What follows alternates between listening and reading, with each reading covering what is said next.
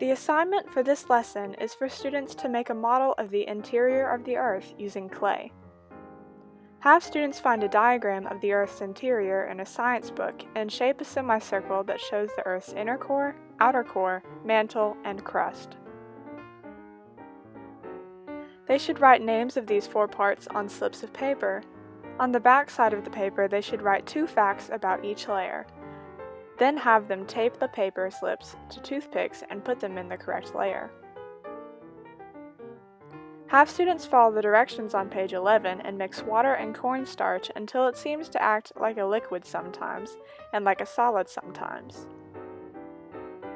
This part of the investigation is to illustrate a chemical that is somewhat like the rocks that are deep in the mantle layer, except they are not hot. Whether the mantle material is more like a solid or liquid depends on the pressure around it. In Lesson 1, students found the geographic north and south poles. In this lesson, they are shown a diagram of the Earth's magnetic north and south poles. Note that these are not in the same location.